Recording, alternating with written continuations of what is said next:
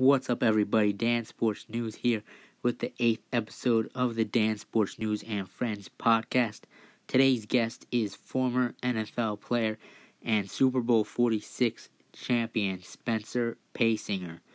His story is also inspired by the show All-American, which is on the CW and Netflix. Check it out. So, I guess we should start off in high school. So you're from South Central, but went to Beverly Hills. We know you have the show on All-American on the CW.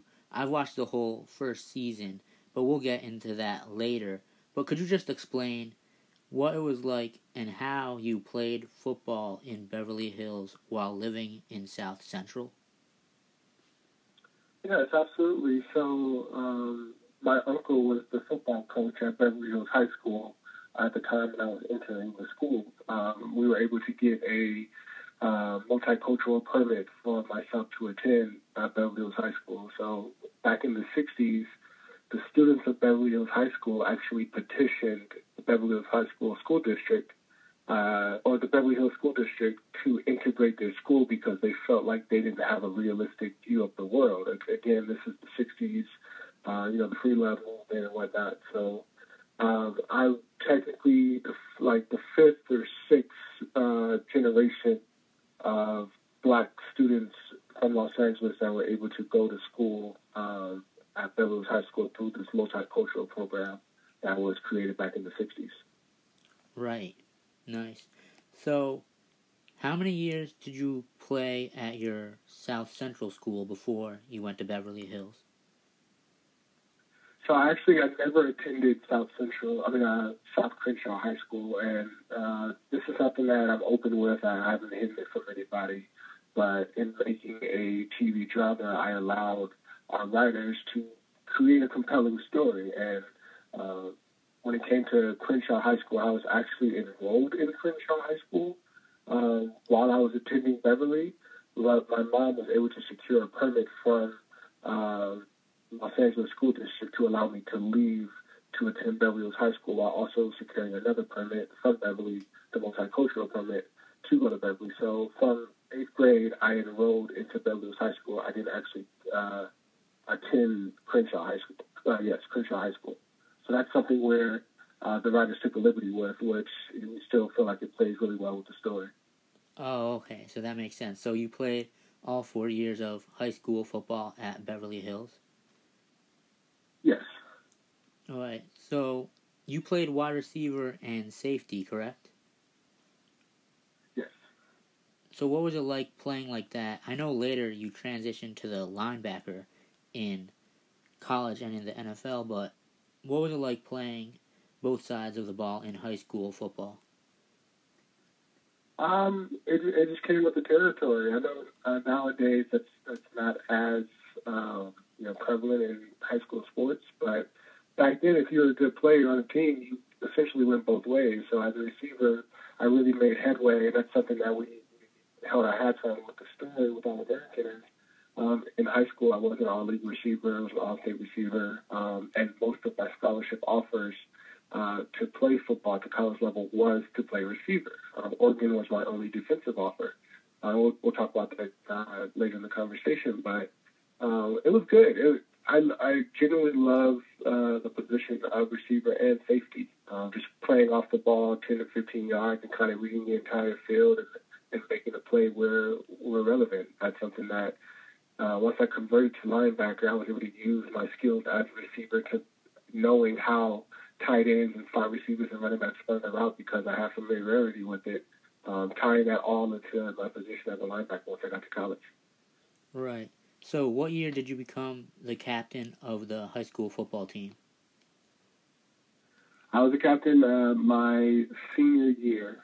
My junior year, we had pretty good captains, but we only were able to have two captains my junior year, and that's the year I really came into my own. So starting the year off, I wasn't necessarily a big name on the team. I was productive, but it wasn't until my junior year that I really caught stride around the city as being a really good receiver. So I was able to parlay that to my senior year to being team captain. Right. So which position would you say you were better at in high school? Safety or wide receiver? I was hands down better at wide receiver. Again, that's what most colleges saw me as. I actually, for a short time, I was committed to Colorado as a receiver. But hands down receiver. That was the position I had the most fun at. Just catching the ball over somebody or breaking a tackle is still a top favorite of mine when it comes to playing football. Oh, so now into college, you went to Oregon, which is a very good school for football. Explain the transition now to linebacker at Oregon. Yeah. So when I was getting recruited, again, most of my scholarship offers would have played, all of them would have played receiver except for Oregon, and Oregon was open with me. They said there's a chance we would offer you as an athlete, and we would essentially figure out what to do with you once you got here. But they sort of recruited me as a strong safety, akin to a Patrick Chung or a TJ Ward that was already at Oregon at the time. So I really enjoyed that idea of, I'd be down in the box, I'd be dropping back. I was perfectly fine playing safety, although I do miss playing receiver. I was missing playing receiver at the time. But once I got up to Oregon, we had a couple injuries, and that's what they said for the time being. I would practice with the linebackers, and the rest is history. I ended up staying with the linebackers the rest of my career, and for the most part, I felt like I had a pretty good career as a linebacker. Right. So I was going to say, yeah, TJ Ward, he was on that team. He won a Super Bowl with the Broncos. I think LeGarrette Blount was also at your school when you were there? Yes. LeGarrette Blount came, I want to say around my third year with the team, third or fourth year with the team. LeGarrette Blount has a Super Bowl. Kenyon Barner has a Super Bowl. Patrick Chung has, I want to say, two or three Super Bowls. Right. TJ Ward has a Super Bowl. Myself. There's a team. Dennis Dixon has two Super Bowls, and I'm forgetting a couple more people. But during my time there, the guys that were on those teams for 2 or 3 years collectively, I think we have about 10 or more Super Bowls. Right. Yeah, Dennis Dixon. I'm actually a Steelers fan, so I do remember when he was there. Oh, nice. Yeah, he took over when Ben had the suspension. But was Chip Kelly your coach at Oregon? Yes, Chip coached me for 3 years. I want to say 3 years, actually. Yes. When he first got there, he was the offensive coordinator for a year, my redshirt sophomore year. And then he took over as head coach for my final 2 years there. All right, so I do know, was it your senior year, you guys made it to the BCS National Championship game, right? Yes. And unfortunately, you guys lost to Auburn and Cam Newton. I think it was a last-second field goal that they won on. Yes. The game was tied, and Michael Dyer ran a simple play. We thought we tackled him, but he was able to scamper out of off the ground. It's, the jury's still out if his elbow was down, because in football, once your elbow or forearm is down, that means you're down. But he was able to scamper down an extra 30 or 40 yards, and they ran a few plays after that, lining up for a field goal. Unfortunately for us, it went in. Yeah. Auburn, that was a really good team they had. If I'm not mistaken, I think that was the year Cam won the Heisman also. But yes, that was the year Auburn sort of came out of nowhere. They ascended from middle rankings to a top 1 or 2 teams throughout the year. And as on the West Coast with Oregon, we had our fair share of wins, and we were becoming a name for ourselves. And before the end of the season, we kind of realized that we would probably end up seeing Cam Newton in the national championship because we knew we weren't going to lose any games throughout the season, especially towards the end of the season. So it's kind of a matter of who we would play, essentially. right, you guys finished 12-1 that year. And then that was kind of like the precursor to the next wave of Oregon with Marcus Mariota. Was he there when you were there, senior year, or no? No, so Marcus actually came in the year that I was leaving. So we actually never crossed over, but I've met him a handful of times. he's an absolute great guy. Right, yeah, and then they ended up going on to the championship against Ohio State, I think it was, but I don't think they won that. But how No, was they did. Yeah? So how was Coach Chip Kelly? How was he as a coach? Oh, Chip Kelly, from my experience with him, I know a lot of people have their own thoughts stories about the Chip Kelly that was, in the league coaching the Eagles and the 49ers. But, the Chip Kelly that I know, he'd get you to run through a wall. He was that guy that he would, his motivational talks, just how he applied his teachings, and he gave credit where credit was due. If we were playing against a good player, he'd tell everybody, we have to keep an eye on this guy. He wouldn't try to downplay the situation, but he also, reminded us that, we're just as good as anybody in the country. And if we did our job, how we were taught, nobody in the country could beat us.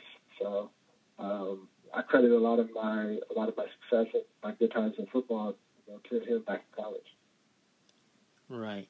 So after your senior year at Oregon, take me through the process of getting ready for the NFL draft, and then ultimately going undrafted. What was that like, and how soon did you get the call from the Giants to pick you up? Yeah. So, when you're a senior, it's your last game after a bowl game. As soon as you're done with the bowl game, or if you don't make the bowl game, you immediately go into combine training. And combine or Pro Bowl training now, when it comes to the combine, there are only a certain amount of offers, or invites, I should say. So if you don't get invited to the combine, you're pretty much gearing up for your pro day. So a lot of guys can start training as early as, second week in December, all the way up to their pro day in February or even March. Unfortunately for myself, since we played in the national championship, I want to say it was the second week of January, the first second week of January, I only had about a month or so to train, because we were the last bowl game of the college season, but Oregon's pro day was one of the first pro days of that season. So I only had about 4.5 to 5 weeks to get myself in shape. I did a pretty good job with that. My numbers were strong. I had a really good pro day. But unfortunately, the CBA went into expired, and at this point, the lockout was looming. So, come April, the draft came and went. My name wasn't called. So after the last pick goes through, usually that's when teams call and sign their free agents to come into camp to, have a tryout. It was radio silent until from the end of April all the way to the end of July. So during that time, I was training. I was, trying to make ends meet, training other people for, $30 an hour. Just doing odd jobs, just trying to get food in my mouth and money in my pocket. And come late July, that's when we heard that the lockout would end. And as soon as it did, I got a handful of phone calls from some pretty good teams, and I ultimately signed with the New York Giants. It came down to the New York Giants and the Dallas Cowboys, and I did my homework, and I realized that the New York Giants needed an outside linebacker that was a little bit more agile, and I could cover slot receivers and running backs out of the backfield. So I decided to go with the Giants over everybody else. Right. I definitely think you made the right decision there. Like I said, I'm from New Jersey, so lots of my friends are Giants fans. But yeah, so nice. You ended up actually going to the Super Bowl. It was your rookie season they won the Super Bowl? Yeah, it was my rookie year. Right. So I know they didn't actually have a good year that year. You guys were 9-7. You started off 6-2, but then you finished 3-5. But then you guys balled out in the playoffs and ended up winning the Super Bowl. What was that whole process going in, starting off strong, and then at the end of the season, not playing that well, but then pulling through to get into the playoffs and then going on that incredible run? Yeah. Just looking back on that season, I felt like we had the definition of a true NFL season. By no means am I saying it was perfect, but I felt like we went through the highs and lows of what made us a great team. We started off 6-2. we thought we were really hot. We were really feeling ourselves, and then once we came back from our bye week, we infamously called it No Win November because I think we won. We didn't win any games in November, and like one or two games to close out the season. So we were definitely limping into the playoffs. But for us, we caught that mindset of win or go home early on. We didn't wait until the playoffs came because it was like that. Come week, I think it was week 13 or 14. If we didn't win out with help, we wouldn't have had a chance to make the playoffs. So we really just tightened down the hatches and circled the wagons early on. So by the time we got into playoffs, we were already familiar with the pace. We were already familiar with the stakes at hand, and we felt like that was our upper hand. Where we held the Falcons to 2 points at home. We went to Green Bay and got a win out of Green Bay, and we had what I recall to be one of the hardest football games I've ever played in my life was the NFC National Championship game against the San Francisco 49ers. They were a great team, and the game went into overtime, and I just remember I physically had never asserted so much energy in one game and wanted my team to win so bad than playing in that game. So that's why I say we definitely had the highs and lows that came with a historic NFL season because we weren't the best team by any means throughout the season, but we were the best team when it mattered. Exactly right. Yeah, so actually I was going to say, who was the toughest team that you would say you ever played against in your career, and who individually was the toughest player that you played against? Yeah, I mean, I would definitely call back to that 2011 49ers team. And just speaking as a special teams player primarily, they had just some absolute animals on that team that, I myself went to my own battles with some of their players. I just know, just hands down, every position knows that was the team to beat for the most part that year. Some of the other teams that are really just hard to scheme against, hard to play against, always the Patriots, because they're coached really well. It's not so much for athletic ability. It's, you're going to get their best bet because they never beat themselves. You're going to have to play twice as good because if you mess up, they're able to capitalize on our points, unlike any team I've ever seen.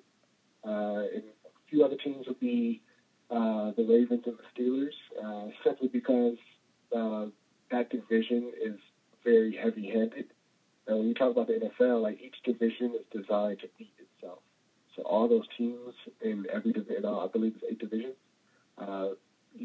Yes, they want to be the best team in the league, but first they have to be the best team in their division. And when they build out their roster, they're building out how to beat teams in their division first. So when you look at the Steelers, the Ravens, the Browns, and the Bengals, they're very heavy-handed. So when they throw those arms and tackle you and then hit you and collide, like you feel it just a little bit more because that entire division has just extra weight on it. And I'd say lastly would be Russell Wilson up in Seattle, and the Seattle Seahawks in general. Russell Wilson's somebody that never makes mistakes. A lot of people like to point to him, losing that Super Bowl essentially, but he was just running the numbers. There were too many people in the box for him to run, so he had to throw the ball. And he made a mistake, but for the most part, if you have Russell Wilson on your team, chances are your winning percentage is going to be good. So I'd say he's one of the better players I've ever played against, as well as Aaron Rodgers. The dude's just goes a laser like no other. I've had the pleasure to train with him a couple of years, and he's every bit the man that you think he is, on and off the field. I'd say physically, Marshawn Lynch was always a beast to tackle. You knew that you had to bring your big boy pads whenever you were playing against him because he's just an animal. And Rob Gronkowski is somebody that you don't understand. Somebody that's so big can do the things that he does, and he's deceivably fast. So once he gets a full head of steam, I've seen safeties not be able to catch him. And I'm actually happy that he retired because he's going to have such a better career outside of football than he will inside. But he's a first ballot Hall of Famer in my opinion. Yeah, for sure. Yeah, Gronk is one of the best tight ends that I've ever seen play. And then, yeah, I understand what you're saying about AFC North football. They're on another level. But now, going back to the Super Bowl, what was it like playing in the Super Bowl after you had lost in the college national championship? Yeah, so it didn't really hit me until after we had won. I knew the stakes at hand, obviously, and I knew this was something that was potentially a once-in-a-lifetime thing for myself, which turned out to be true. But just losing the national championship just a year before, I remember once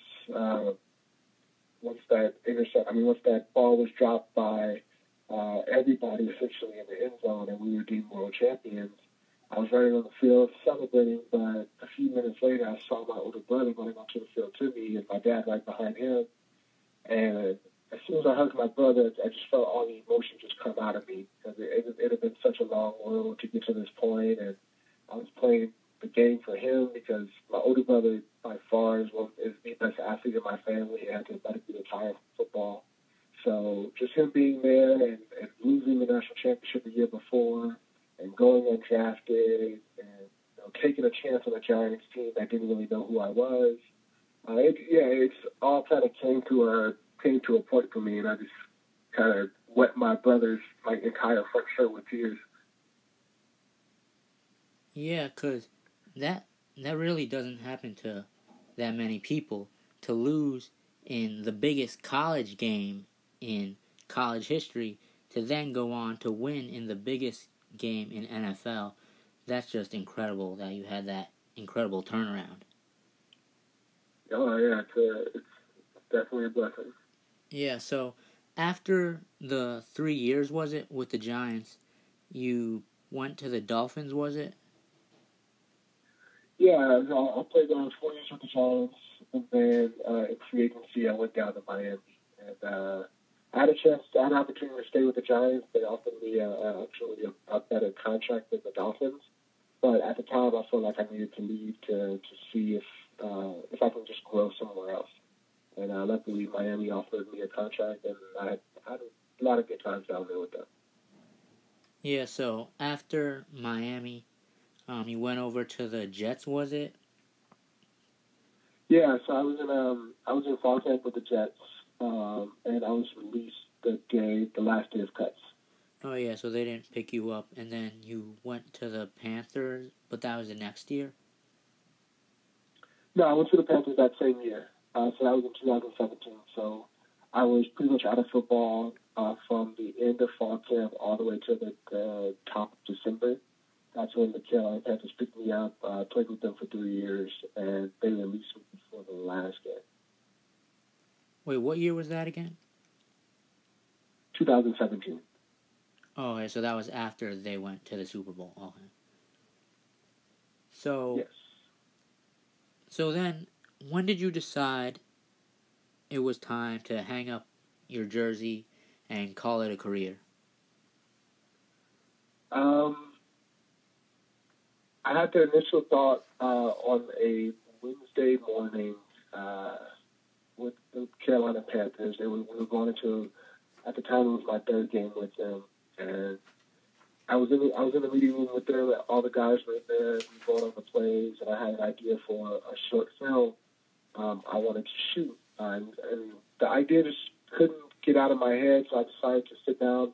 And I sit down. I was already sitting down, but I decided to open up a fresh page in my defensive notebook and just jot down a couple thoughts on it. So, come to find out, 20 minutes later, I had about 4 pages of notes for this short film, and I hadn't thought about football once. And mind you, I'm sitting in a room with 40 other football players.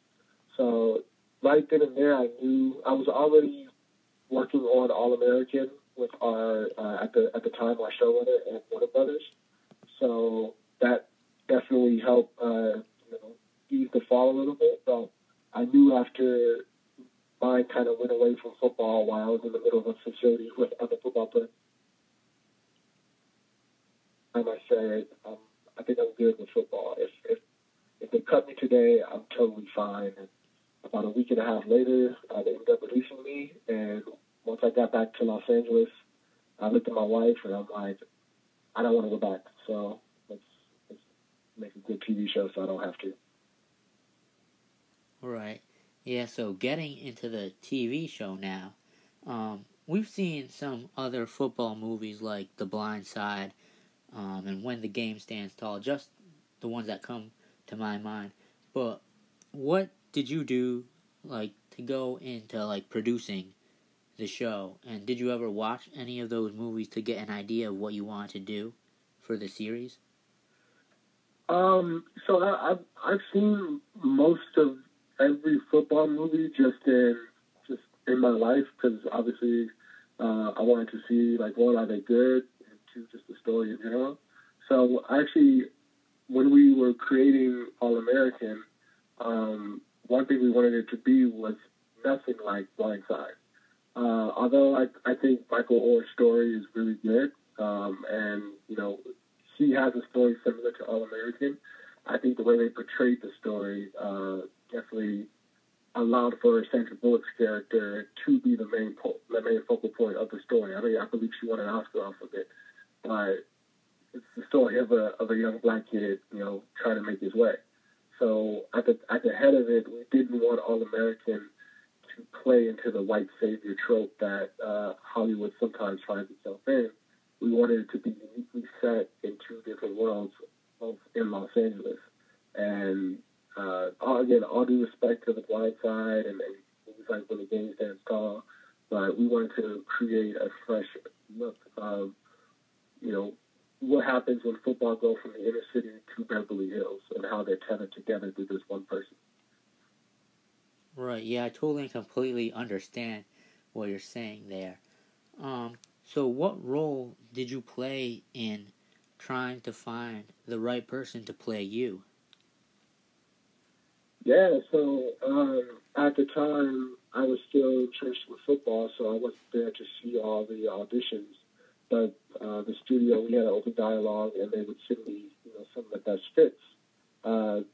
The person I played, Spencer James, Daniel Ezra, he came in through an audition tape. His agent had mailed it in. At this time, casting Spencer was the last cast because we couldn't find the right one. They wanted to get it right and hit it on the nail. And I watched his audition tape. He auditioned for a few characters in Selma and a couple other movies. And I looked at I found some tapes of him auditioning online. And, it wasn't that I was blown away by him, but if they chose him, I knew he would have did a great job. I didn't have that, oh my God, this is the guy, this is the one moment. But again, the fact that we went with him, he said he auditioned well for Spencer, and we knew from the first day I met him that he was going to kill the role because he was British, and everybody knows he's British now, or most people know he's British now. But when I met him, he had his accent intact, and he was holding a football and already starting to absorb what Los Angeles was and to pour that into the character. So I knew just the fact that he was so committed to that, he would do a bang-up job, which I truly believe he has. Yeah, for sure. He did a great job with the show. I love it. But what was it like working with Taye Diggs, who's one of the more famous actors? What was it like that? Yeah, it was fun. Taye Diggs is in some of my favorite movies of all time. He's in Brown Sugar. He's in The Wood. He's in just literally so many of those movies I grew up watching over and over again. So the fact that he wanted to do something like that, we didn't really have to pitch him and go after him. This was something at a time in his career that he felt compelled to do because it was telling, really good stories outside of the field. And it was amazing because he's somebody that he's always willing to learn. He doesn't come into work every day, the big man on campus and saying this is my show and I'll do it my way. He's asking questions. He's asking me questions, and especially with him being a coach on the show. He's asking me how would he react if Spencer did X, Y, Z, or if Jordan didn't do something, or if Cody didn't do something. He was always asking from a coach's perspective, and that's something I respect about him, is the fact that he's willing to learn So, I saw a picture online. I wasn't sure if it was accurate, but were you in an episode? Because I don't know if I realized it, but were you in an episode on the coaching staff? Oh yeah. So if you have a chance to go back and watch it, I'm in probably every episode as essentially the defensive coach of Beverly Hills High School. So whenever there's a football scene and they have a shot up the sideline or their players talking on the sideline, you just find me and my producing partner, Dane Moore, standing right next to me. He's a little bit shorter than me, white guy with slightly longer hair, but me and him were the two guys that essentially brought the idea to Warner Brothers. So they liked us and were like, hey, do you guys want to be defensive coaches for Beverly Hills High School? Both for Beverly High School? And we said, yeah. So we had the privilege of being, we don't have any lines, but we had the privilege of being coaches for Beverly High School. Yeah, because it goes so fast with the football scenes that I can't, see the sidelines. But then I saw the picture and I was like, oh, okay, that's cool. But, yeah, do you still keep in touch with some of your high school teammates that are in the show? And do they know about the show, that it's based off of you and that they're kind of in it and it correlates with them?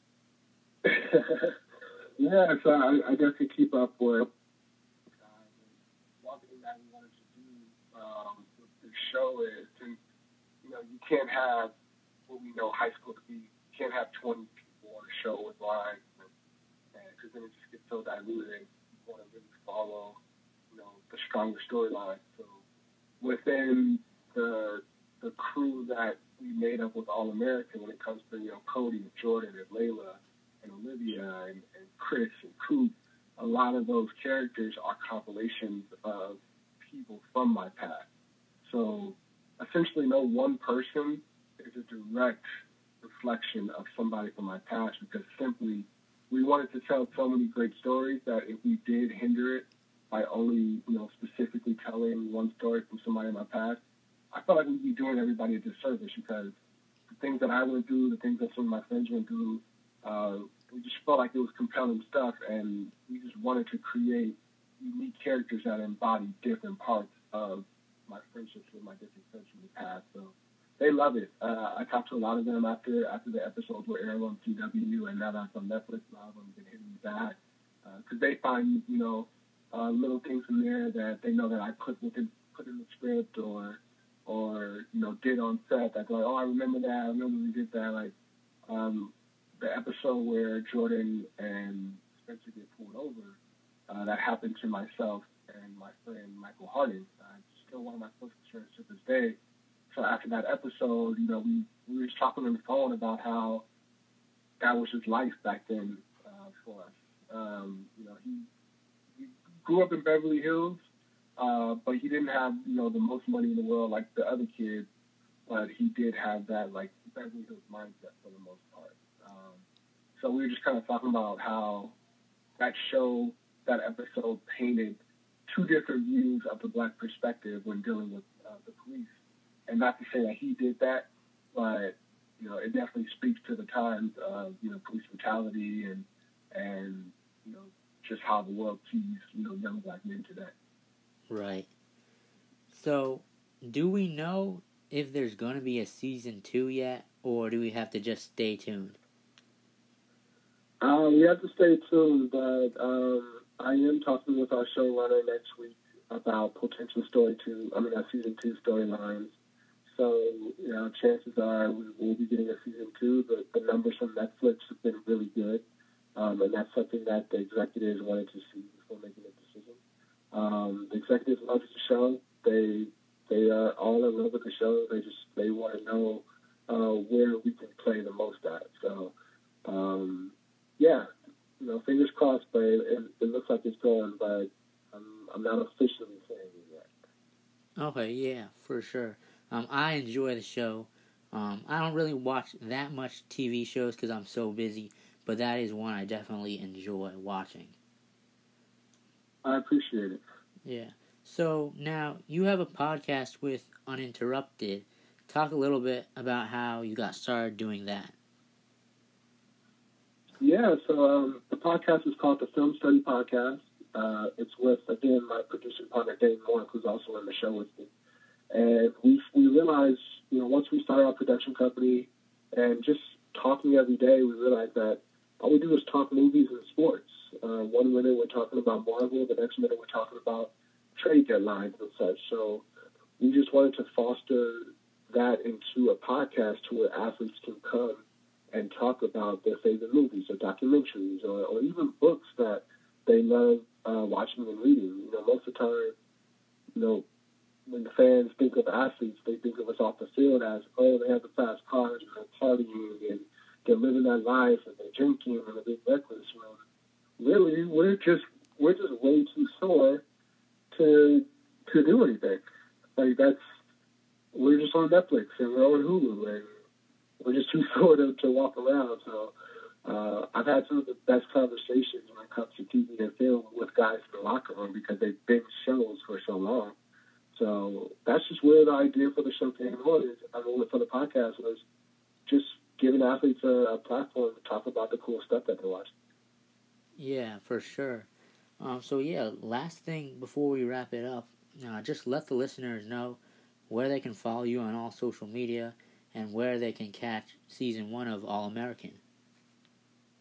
Absolutely. So you can follow me on all social media at Paysinger without the vowels. So that's PYSINGR, and that's on Twitter and Instagram.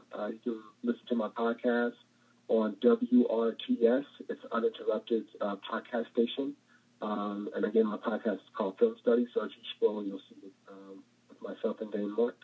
And you can see All American on Netflix and on the CW app. So it's one of the most popular shows on Netflix right now, which I'm very happy for. So again, hopefully we can continue telling the